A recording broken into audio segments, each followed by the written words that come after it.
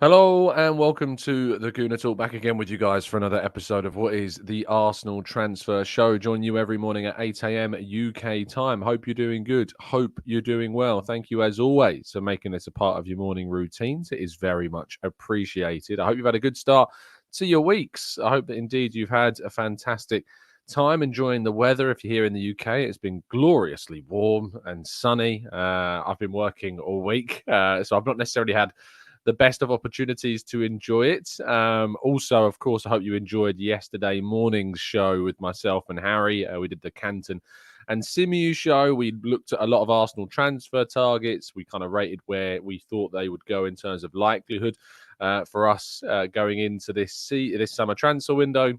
And I think that what was always going to happen is we were going to do that video, and within 24 hours, less than that even, within hours of us doing that, we were always going to go and see a player linked with Arsenal that, of course, we didn't then have in our list, which has happened with Kai Havertz, and we'll talk about Kai Havertz in a little bit. But good morning to those joining us in the chat box. I'm hoping that the audio is sounding fine. The cable is not yet fixed, but we have tried some other tactics, but we may be getting to a point of no return. We'll wait and see.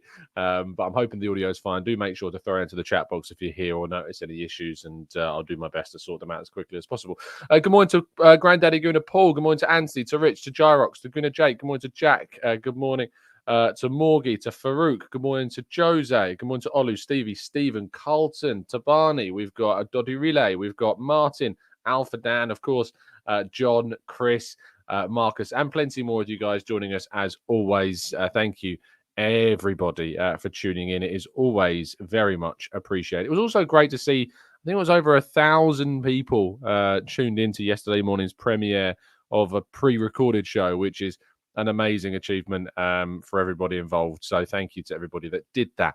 Let's crack on with today's stories, shall we? And we start with the Premier League fixtures due to be announced. So by the time that a lot of you watch this on catch up, of course, you will know what the fixtures are. So there's not much point in me discussing them, because you'll know what they are, which is just kind of it's just the unfortunate timing of when we do these shows, but they're going to be announced at 9 a.m. UK time.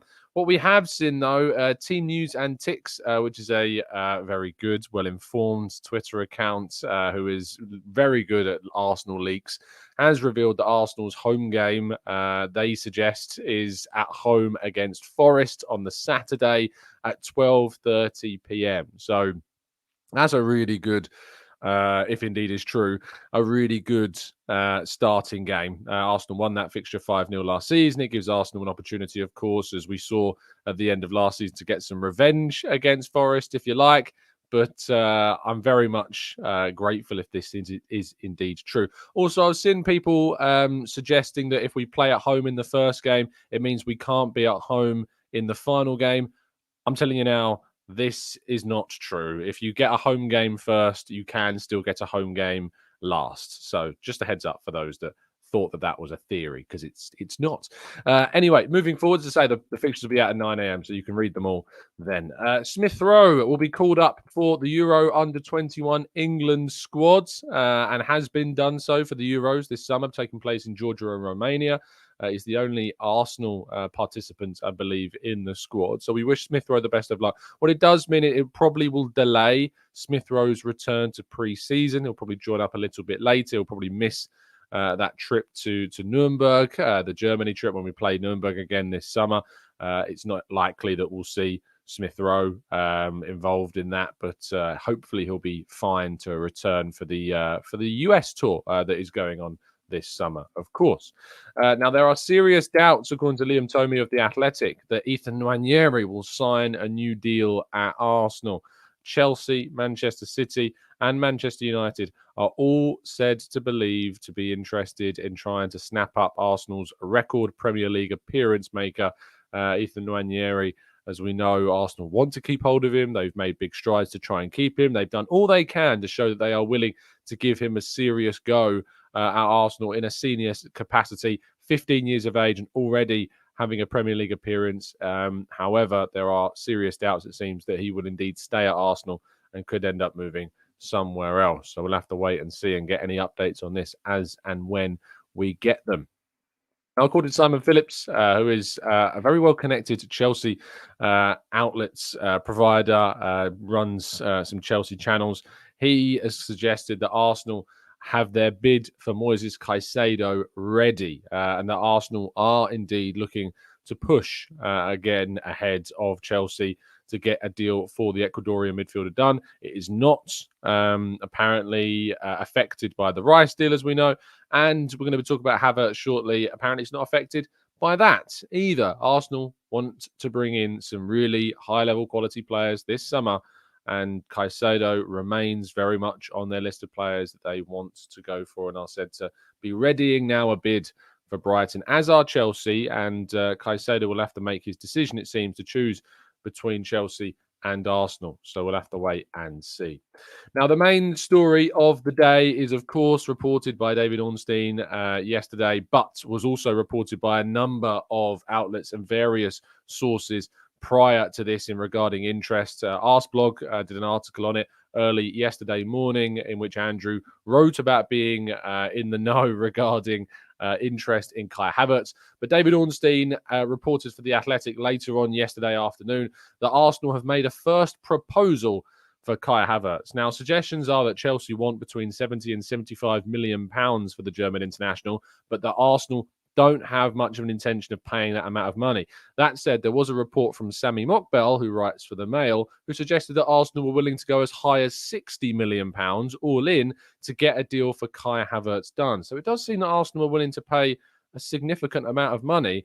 And if we have got this interest, as we know, in Rice, and we want to get that deal done, and it could be around 100 million that we have to pay to get that deal done, and we want Moises Caicedo, and then you want Havertz, you're suddenly talking about figures well beyond 200 million pounds all in, of course. Now, it is important to remember that Arsenal wouldn't be paying all of that up front, and that Arsenal will, of course, be looking to structure these deals to their benefit so that they can spread the cost of these deals as much as possible. The problem that they have is the Declan Rice deal in particular, of which, by the way, is still the club's priority. And we'll be doing a tactical breakdown, by the way, on Kai Havertz this evening. So make sure that you are subscribed and turning those notifications on. I'll be joined by Drew, our relative German football expert, who'll be joining me at 6 p.m. UK time tonight for a Kai Havertz tactical breakdown. So make sure you tune in for that. That's certainly going to be worth the watch.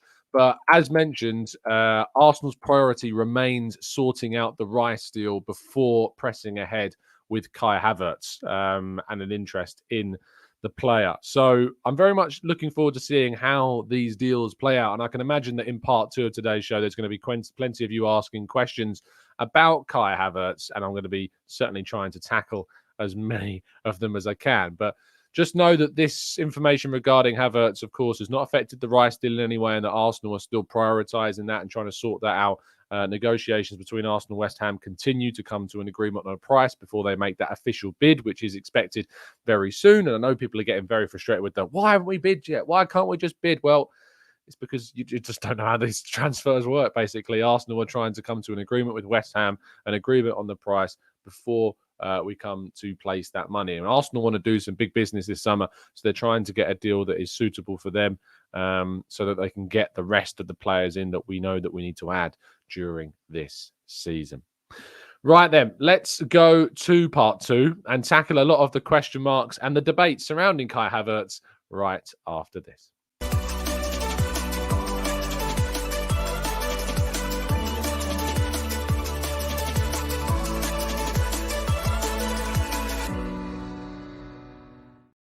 Okay, so Kai Havertz then. Let's discuss what we're doing with this deal. So I'll give you my kind of thoughts, and obviously we're doing a lot more on Kai Havertz this evening when we do our tactical breakdown. But let me give you my thoughts on this first. I mean, Esmond says, hey, Tom, what is your stance on Kai Havertz? I really don't know much about him. He's tall and can play in different positions. He has quality based on some highlights I saw.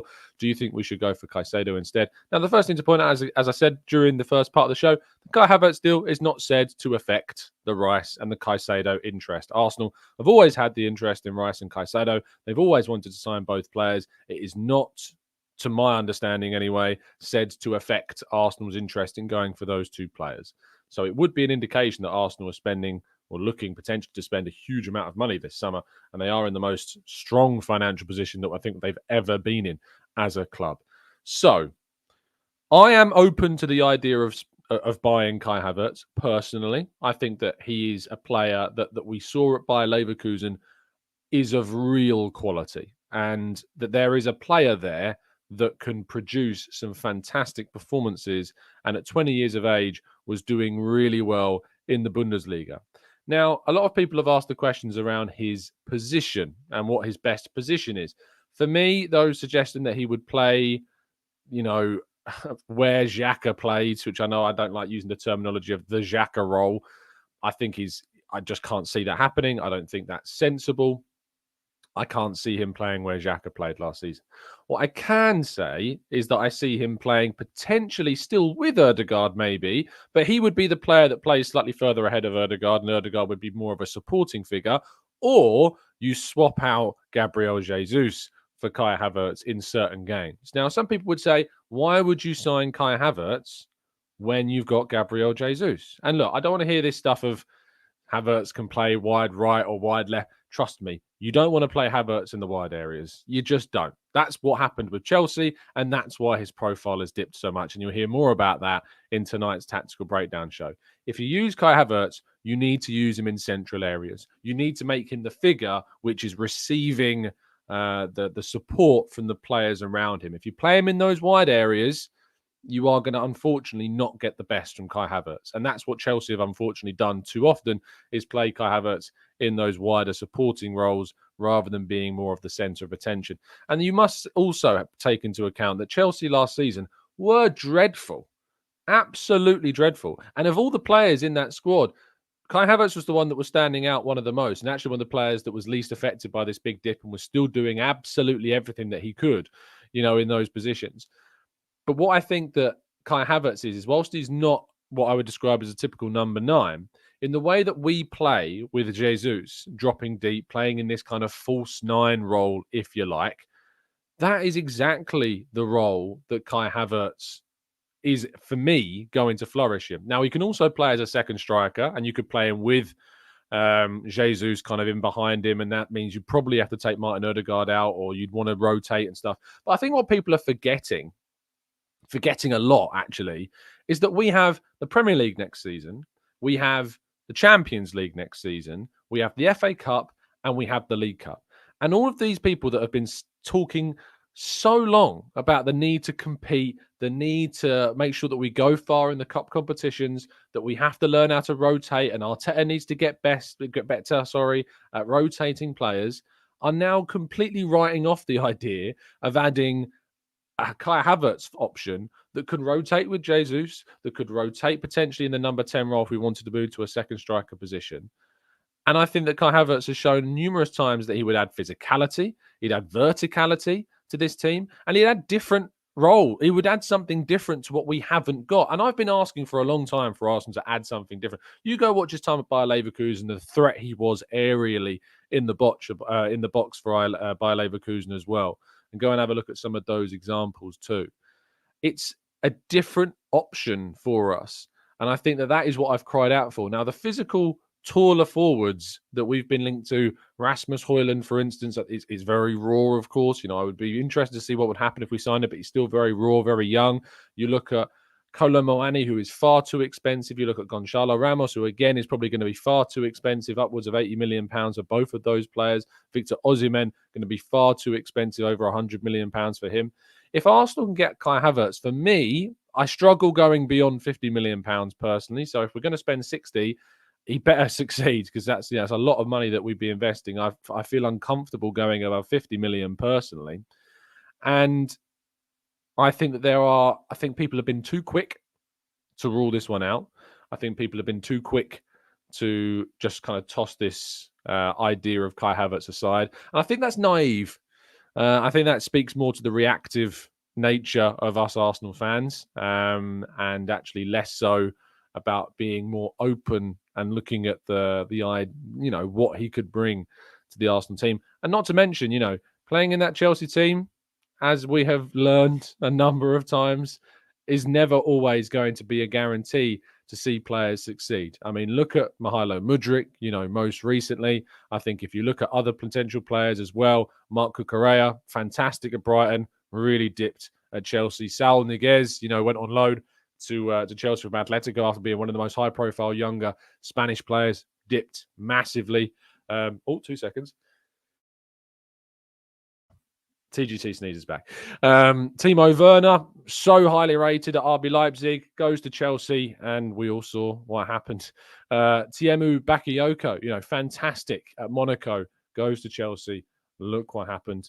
And like these aren't the only, examples. Players that like Juan Cuadrado, Mohamed Salah, Kevin De Bruyne, Daniel Sturridge. There are so many examples of players that if you look at where they are, what they're doing at Chelsea, and you look at what happened afterwards, I'm sorry, but it's not like it can be a bit of a death sentence for players going to Chelsea. It can be a bit of a hit and miss. So the last point before I go into the chat box and tackle some of your thoughts, because I know I've been ignorant to it so far, is when Arsenal and Arteta have invested money in the club and have invested money in players, most of the time it's turned out good. Yes, we can look at the Willians and the Cedrics and the Maries and the Runnersons and, players like this. Sure, you can look at them and go, they haven't been that great. Do you know what they all got in common?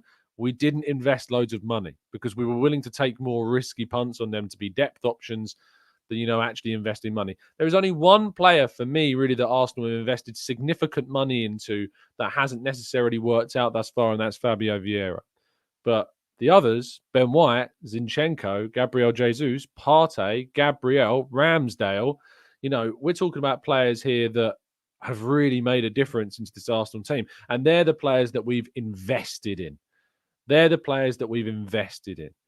So when it comes down to Arteta and Edu's investment and when they put money down on a player, it tends to work more in Arsenal's favour, certainly more so than the opposites. So yeah, and Hawkwind, Pepe wasn't here when Arteta wasn't here when Pepe was signed under Raul Sanyehi's stewardship. So no, that one does not count. Right then.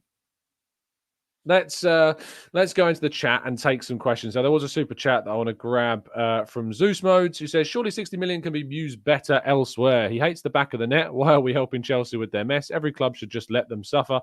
Enough with the Chelsea rejects, waste of 60 million pounds. Now, Zeus, I know, obviously, you've got a lot of negative views on Arsenal when you joined us for our phone-in show, in which I think actually you reflected on a lot of what you said and then turned to agree on a number of points. However, the argument of Arsenal are helping Chelsea fund Caicedo, that can get in the bin, quite frankly, because if you think that Chelsea need Arsenal's money to help fund that deal, they've got money. The only thing that Chelsea have not got right now is flexibility regarding player sales, because they need to, I think their suggestions, they need to move some players on by the end of June to comply with FFP. But in terms of needing money, Chelsea don't necessarily need money, and we're not funding a deal for Caicedo. And Arsenal's interest in Caicedo is still there. In terms of the 60 million being used better elsewhere, I've said for a while, I want to see a forward come in. I'd like Arsenal to sign a forward this summer. And I've said that since the start of the window. And you guys that have watched the channel for a long time have known that I've been saying I'd like Arsenal to sign a forward, but I couldn't see it happening. And if Kai Havertz is the option, I'd be very interested to see how he ends up getting on as well. So that's kind of the option to that. I think that we're spending money in the defence, we're spending money in the midfield. And if we can add a forward, it's an absolute boost and benefit to us as well. Yeah, Marcus says, if no one buys Chelsea players soon, will FFP impact them? Potentially. And I think that's why Arsenal maybe are moving for Kai Havertz early, is because they think they might be able to get a reduced fee for Kai Havertz because Chelsea need to help comply. They're looking to move on Mason Mount. There's a lot of players that could be moved on before the end of June. So it's certainly one to keep an eye on, and maybe Arsenal are looking to strike while the iron's hot, if you like. Harry says 200k in wage and a 60 million fee and a starting 11 player vibes. Do you think that we might have a shock outgoing? No, again, I can't stress this enough.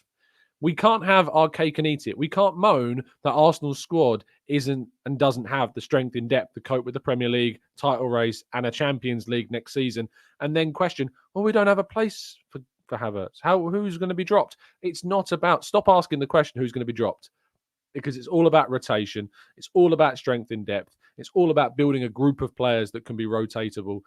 That's what it's about for us this summer. It's about adding competitive options to this group, adding players that can give us different options to Arteta, and giving us something that we can better fight across multiple fronts for the next season. Carl says, surely Joao Felix is a better option.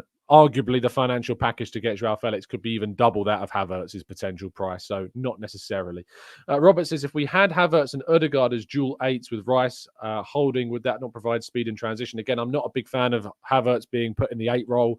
I just don't think that's his position. You've got to try and get the best from Havertz. For me, that's as a second striker or as a false 9. That's where you're going to get the best from Kai Havertz. Amira says, half of the fans say we shouldn't pay the squad players 100k per week because it'll be hard to sell later on. Other half will say that we should look to match the other big 6 clubs' wages. What's the compromise? Well, actually, there was a really good tweet put up by, I think it was Adam Rayvogue, I believe. Yes, Adam Ray Vogue put out the tweet on Twitter, at Adam Vogue on Twitter, inspired by a comment along the lines of 100k per week is nothing for most Premier League clubs these days. And he went through and kind of went down the list of clubs and how many players they've got on 100k plus a week. Man City have 16, Arsenal have 12, Man United have 16, Liverpool have 16, Chelsea have 20, PSG have 15, Bayern have 16, Barca have 16, Real Madrid have 21, Atletico Madrid have 12. And then you've even got clubs like Aston Villa have got 7, Spurs have got 8, West Ham have got 4, Newcastle at the moment have 4. They've done quite well to keep their wage bill down, but that's going to shoot up. There's another one as well. Let me find. Everton have got 7. Battling Everton have 7 players on 100k plus a week. So, don't get it twisted. 100k per week in wages in the Premier League really is not that much of a shocking realization for people. Valeria says, hey, Tom and the community, are the club showing ambition agreeing to give players shorter contracts, knowing we would have had to review terms sooner based on how far we would have come as a team? Well, there is suggestions, and I need to get this confirmed, but there were suggestions coming out from France. RMC Sport tweeted, I can't remember who it was. Someone might not remember to poke my memory in the chat box. I think it was RMC Sport, one of the journalists there, suggested that Saliba's contract is actually Saliba is a 4-year plus 1 contract, in which case you've got a 5-year deal for Saliba. Very good. Saka's contract, apparently the representatives, there was reports, so don't quote me on this, please. But there was reports, I think, going around that the representatives wanted to avoid a release clause being inserted into, or Arsenal wanted a release clause being avoided from Saka's contract, and to do that, they had to drop it down to a 4-year deal. I don't know if that's true, but I don't know if it's about ambitions. Shorter contracts, it's about making sure that you extend the players. Don't get it twisted. Arsenal renewing Saka, Saliba, Martinelli, Gabriel, Ramsdale, and potentially Odegaard and White in the near future is a brilliant piece of business by Arsenal. Edu, Arteta, Richard Garlick, the club deserve huge amounts of credit for what they've done in terms of renewing contracts of players. Because, 10 years ago, we weren't doing this. We were losing players 10, 15 years ago because we couldn't get players to sign new deals. Now we've built back up Arsenal into a position where players like Saliba, who people have spouted a lot of rubbish about, frankly, about wanting to leave and holding grudges, he now wants to renew. And that's a big credit to the club again as well. Let's go to Dejan. Says, Tom, do you think any of our academy players will play in the first team in the next 5 years? To me, it looks like we'll lose all of our talent due to Arteta not having confidence in our youth players. I don't agree about the Arteta not having confidence in our youth players. At the end of the day, you've got to be good enough to make it. Arteta's the one that's developed and improved Saka. Arteta's the one that's developed and improved Smith Rowe. Arteta's the one that's developed and improved Martinelli, who, yes, didn't come through the academy, but certainly joined us at a very young age and has continued to improve under Arteta. Saliba's become better under Arteta. We've got a hell of a lot of young players that have improved under Arteta. Youth players, they need to be good enough. And I think personally, a lot of people overrate a lot of youth players and think that they're ready for a step up when the reality is they're not. You look at Brook Norton-Cuffy, for instance. Who are the teams coming in for Brook Norton-Cuffy this summer? Sheffield Wednesday. Sheffield Wednesday want to sign him on loan. Just been promoted from League One in the playoff final. They're the ones that are looking to sign Brook Norton-Cuffy. Not ready for the Premier League. So you have to be ready. Now, Raw Waters, for instance, is a young player that's got a lot of talent. Amario Koja-Dubry, Miles Lewis-Skelly, who is 16, I believe. Still, max 17, but I think he's still 16. You know, these are guys that have got a lot of development still to do. So it's nothing to do with Arteta not having confidence in the young players. It's one, when are you going to play them? Two, are they good enough yet? Which, no, they're not. And let's be honest, when he took them on the mid-season tour, or we took them to America, or we took them to other friendlies, he used them. You know, we played Juventus in that friendly between the two, between the World Cup break, and Nwaneri came on, Koja Dubry came on, you know. So he's given them opportunities at times, but you've also got to be good enough. You've got to be good enough to play. You know, look at Man City. How often are Man City using their youth players? You know, Foden is really the only one to come through. They signed that Perone guy in January, barely played a single minute of football, even though they spent like 10 plus million quid on. So I don't ever kind of get the Arteta youth issues, because I don't think they exist as much as people like to make them out. Let's go to Jason. Says, who would you prefer up front next season, Jesus or Havertz? Jason, the answer is both. The answer is both, because this whole A or B doesn't exist when you need to have a squad that's competitive. You know, I don't want, if we sign Rice and Caicedo and we've got Partey and Jorginho, you know, there needs to be rotation. There needs to be changes depending on who you're going up against. There need to be tweaks to the team depending on who you're playing, depending on what competition you've got, depending on what the next game is, and the game after that, and the game after that.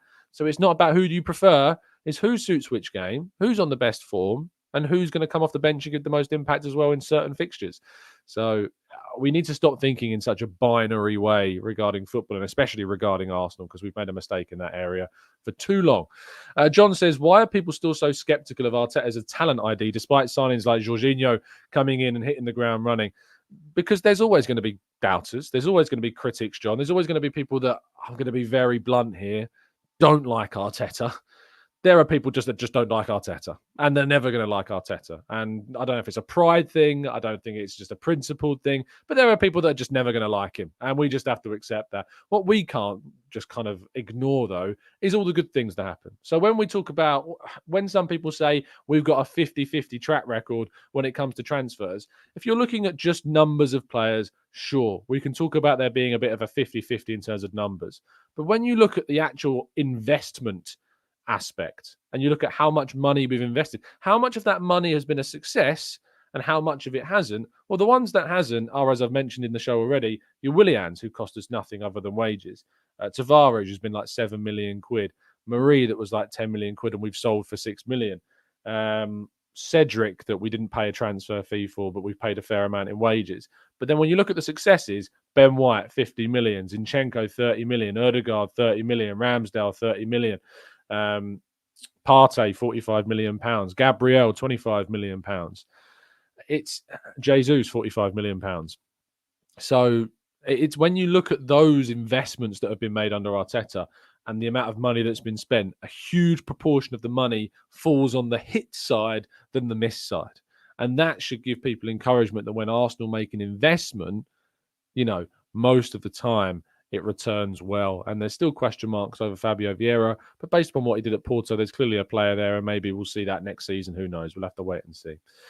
Zeus says, I reckon there is a player in there, but 60 million is madness. I know Chelsea have money, but I heard that they've got to get rid of players before July because of FFP. And this is, again, seemingly true. They do need to get rid of players before July, and they'll probably move on more than just Havertz before that point, if indeed they do. And I think 60 million is a lot of money. I think 50 million is as high as I'd personally go. But if you told me that it's 52 million to get it done, I might be tempted, because I think that what Havertz brings is variation. I think he adds something different to us. I think he gives Arteta something else that we haven't had. You know, that verticality, physicality. I think that, you know, the directness into the box. And I think if you use him in the best way possible, I think what we'll see is a player that we saw at Bayer Leverkusen with bundles of talent at the age of still just 24, you know, still got years and years and years ahead of him that can be revived, rebranded, and given a new leash of life at Arsenal under a better coach. You know, he was signed under Frank Lampard. They then brought in Graham Potter in a system which was just chaotic with the number of players that they had. I think people forget that. He was signed to Chelsea under Frank Lampard. So if you look at the managerial decision-making of that football club since Kai Havertz arrived and what he's had to deal with, I think that also goes to show that there's been a lot of issues, and a lot of question marks would certainly point towards that as well. Of course, Thomas Tuchel was there, and Thomas Tuchel did, I think, a lot of good things. And it's unsurprising that actually, when you look at Thomas Tuchel at Bayern Munich, that the other team that are interested in Havertz is Bayern Munich. And that Thomas Tuchel would be very open to signing Havertz because he knows what he's capable of getting out of that player. He knows what they can get from that player. So that's ultimately going to be. And as Neil says, what are Kai's qualities? What's he good at? Make sure that you tune in tonight at 6 p.m. UK time, where you will be, of course, getting all of that information in our tactical breakdown of the player.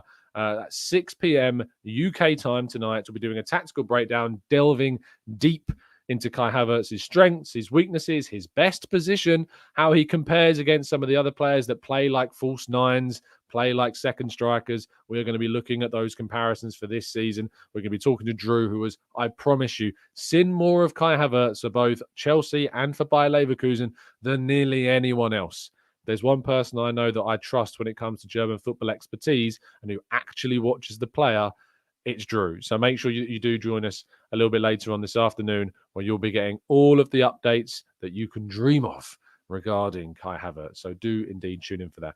Let's see if we've got any other questions. I think we're talking a lot about Kai Havertz. Let's see if we've got any other questions coming in on some different types of topics. Stephen says, I thought the first game of the season was on a Friday night. I can't believe they will show us at midday on a Saturday, first at home against Forest. Of course, this comes from the leaked reports that Arsenal will face Nottingham Forest, according to Team News and Ticks on Twitter. It's, I think, a really good opening game for us, a really good opening fixture for Arsenal, and I think that it's a good opportunity to get the season off with a with a bang, hopefully. So let's see what we do. Let's go to Austin says no new news on. I assume that's Moises rather than Moses. Let me part the information and see if I can find anything on Caicedo. No, what we've reported already is, and what we've heard already in today's show is that Arsenal was still said to be readying a bid for Caicedo, that they are willing to still go in for him. So let's wait and see. Dovey says, why are we dismissing offhand a run out at Kolo Muani or Ramos? Because the price tags are upwards of 80, 90, 100 million pounds. I think that's probably why we're casting them aside. Kish says, Ruben Neves has apparently been offered to Arsenal. Would you take him? No, I wouldn't. I think we should be aiming higher now, personally. Would I have taken him last summer or the season before? Probably. But my sights have been set higher than Ruben Neves now. Caicedo and Rice is where my sights are. And I just think that they are a level above Ruben Neves. Mickey says, I'm not fretting about Caicedo. I don't think we'll get him. If we get Rice, then I'm okay playing Partey or Zubimendi or Lavia beside him. We'll be solid. Kai can play 8 beside Odegaard. No, he can't. I don't want Kai Havertz at 8. Stop misusing him. Winning Way says, I'm sorry. He has had some good players around him and produced 6 goals. And he just always is missing tap-ins. And we should just hold out until January and get Tony. Oh, no. No. Bulgarian Gooner says, if Havertz does come in and play perhaps as a false 9, does this mean it's curtains for Nketiah? I think it should be. I would move on Eddie Nketiah. I've said this for quite some time. I really appreciated what he did during the period that Jesus was out. But let's be very frank about this. If we are going to try and compete for a title, we were trying to push as far as we can in the Champions League. Is Eddie Nketiah good enough to be part of a squad that's in those 2 brackets? I personally, with all the respect in the world, don't think so. I think when you look at Man City and you look at Haaland and Alvarez as their 2 centre-forward options, it's just levels, above Jesus and Nketiah right now. So adding Jesus and Havertz, I think, closes that gap. But for me, we have to look, I think, as a solution for Nketiah in the coming windows. If you want to hear about Ethan Nwaneri, Benji Rewind, we do cover that at the start of the show. Let's go to Rahil says, any update on Declan Rice? Again, Arsenal are in negotiations with West Ham, trying to come to an agreement on a price. That is where we're at with Rice. Alan says, we lacked depth this year. I like what Arsenal are doing, going for a good quality replacements and depth. Our bench was far too weak. Absolutely. Anne says, no, I refuse to put Havertz ahead of Nketiah. That's down to you, mate. That is down to you. Vera says, hey, Tom, what about a quick poll regarding how people feel about Kai Havertz? Okay. It's always tough to do these. I want you to put, would you like to see Havertz at Arsenal. But I'm also going to put in brackets, ignore potential price tags. So ignore the price tag, whatever it's going to be. I'm curious if you'd like to see what Arteta could do with Havertz. What you think? Is it something you'd like to see? That's what all I want to know. I don't care about, well, only if he's for this amount of money or only if it's this amount of money. I want to know how you feel about Havertz. Give a vote on the poll. And in the next couple of minutes or so, we'll get some quick reaction to that. But that's live in the YouTube chat box. If you're watching on Catch Up, let us know down below. Regardless of the price or the wages, let us know if you're open to seeing the idea of Kai Havertz at Arsenal. Granddaddy Gooner says Scamacca is a different option. Big, strong, very mobile. Would you take him? Could be leaving West Ham this summer, Scamacca. I think this is terrible. I think this is really bad on West Ham's part. And if I was West Ham, I'd sack David Moyes. Yes, I know he's won them the UEFA Conference League. I don't care. I think that they are restricted so much by David Moyes as a coach. I think Mikel Antonio summed it up best. If you want to play as a striker under David Moyes, then you have to feed off scraps. That's what he said. And for me, West Ham have got Lucas Paquetá, Pablo Fornals. They've got Gianluca Scamacca, Kurt Zuma. You look at some of the options they've got. Declan Rice they had this season, Thomas Soucek. The options that they've got, Jared Bowen, they should not be in a relegation battle. They should not be in a relegation battle whatsoever. So for me, it's a no. It's a no. I think there was a super chat earlier on. Ryan says Tom will be a better signing than Kai Havertz. Thanks, Ryan. Ogzimata says, what's your thoughts on the Zinni interview? I've not watched it all yet, so I can't give you an opinion on that, I'm afraid. I'd still need to watch it. And today is very busy because of the fixtures. But if I get a chance, I'll try and get around to watching it. Let's go to Victor says, is there any chance we go for Lautaro Martinez? I doubt it. I think Real Madrid may be looking at potentially signing Lautaro Martinez. But at the moment, I don't think that's on Arsenal's radar. That's nothing, by the way. Don't quote me on that. I feel like I have to say that every time now when I'm doing these shows. Don't quote me on that, but I don't think so. Would you like to see Havertz at Arsenal? Ignore the potential price tag. 59% of you say yes. 41% of you say no. So at the moment, according to over 250 of our TGT voters, 59% of you at the moment are saying yes. Interesting indeed. I actually thought it was going to be the other way around. So that's kind of positive, actually. I quite like that. Let's go to Alex says, for those saying he misses open goals, confidence has been a massive issue. Absolutely. Daz says, is Havertz capable of leading the press? Should Arsenal be without the ball? He may work hard, but I get Ozil vibes. Well, I think you answered your own question, Dazza. He works hard, and I think that physically, you look at some of his physical stats, his defensive stats, they're really, really good. You look at FB Ref, he comes out really well in a defensive side of things too. Nyamdi says, Eddie is a good Premier League starting striker, capable of hitting double figures consistently. However, he is not a title-chasing starting striker. He needs a run of games. You're at Arsenal. You've got to hit the ground running. Not only that, but if you're behind Jesus, you've also got to offer something different when you come off the bench. He scored 0 goals last season from the bench. That's not good enough. I know some people will point out, well, there's a lack of minutes. You're asking him to come in with 5, 10, 15 minutes left of a game, sure. But you've got to take some chances. And he's had chances. I think about that chance at Southampton that he had and missed. That for me is an issue. Absolutely. Ben says, Havertz is brilliant. I don't think many people understand football, unfortunately. I wouldn't go that far, Ben. Chelsea is not a good team to judge him by all of the special talents and expect them to function. I just kind of want to see Havertz under Arteta. I'd love to see what Arteta would do with Havertz. I'd love to see what he would bring into the team. And I think I'd like the variation in what he has. So there you go. How much will I accept for Eddie? 25 million? Probably. 25 million pounds. I don't think that's too bad. Maybe I'd go as low as 20 potentially, but yeah, 25 million pounds. What about Balogun? I think he's leaving Amigo, unfortunately, and Arsenal should be getting hopefully around 35 million pounds for him. Alex says the number of players who come from the academy and make it is around 0.007%. So don't take it to heart if they don't come through. I think, yeah, you're relatively spot on there, pal. Benji says we cannot let Barella go to Newcastle. So I'm really glad you brought this up, Benji, actually, because the Telegraph, I think it is, are reporting that Newcastle are closing in on a £50 million for Nicola Barella. Fantastic player, by the way. There was a report, I think I saw. I don't know if it was an actual report that said that he's a 6. He's certainly not a 6. Barella's a fantastic fantastic player. And if Newcastle were to get him in, and they've got a midfield then of Joelinton, Bruno Guimaraes, Barella. You know, you got Willock in there adding something going forwards. That's so scary. That's Champions League level midfield. You know that, and you know they're a champion. Oh, okay, damn.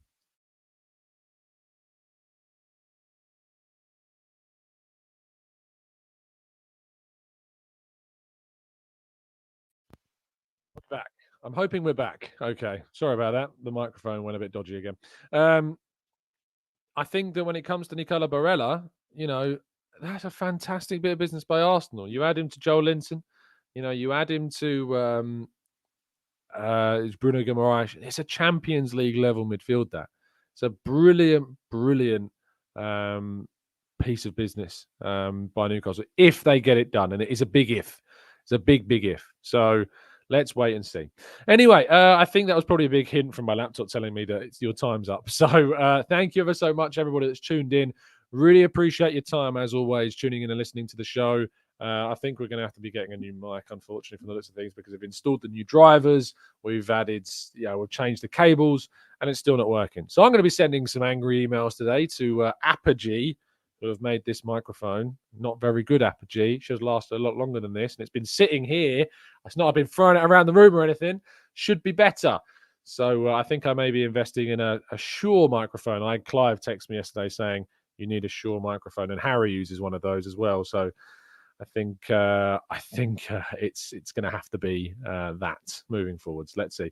Thank you, everybody that's listened. Really appreciate your time. As always, do indeed drop a like on the video. Do subscribe to the channel. There's been over 1,600. I saw at one point over 1,700 of you tuning in to today's live show. Thank you so much for the continued support that you do indeed show the channel. It means the absolute world. Do drop a like on the video and subscribe. All of those things you usually do help us towards 50,000 subs. We're on our way. We're less than 3,000 away. And who knows? Maybe I'll have some news about a potential live show for you in the near future. It's something that I've wanted to do for a long time. It's something that I want to allow our community to come together in London. I'd love to do it, and certainly I'm trying to get the cogs turning on that potentially happening. So let's wait and see. Thank you, everybody that's listened. I really appreciate your time, as always. And as always, up the Arsenal. Oh, before I leave, very quickly, before I go, for those of you that live in the UK, you may have heard about this. For those that aren't in the UK, you may or may not have heard about this. But unfortunately, people lost their lives recently in Nottingham. It's a city where a lot of you know is very close to my heart. I lived there for 3 years. I went to university there, and 2 Uni of Nottingham students lost their lives in an awful attack earlier this week. So I would just like to say my thoughts very much are with the families of those affected and all of the friends and family close to those people. The 3 people that I'm aware of, I think it's just 3. I say just 3, like it's even a consolation that lost their lives. But my thoughts are very much with those. And it was genuinely when it hits hard when you know you've lived there, you've been to university there, and it's university students as well losing their lives. It's awful, absolutely awful. So I hope that peace can eventually be found. But thank you, everyone that's listened. It's very much appreciated. And I will see you on the next one. Have a great day. And as always, stay safe, stay well, and up the Arsenal.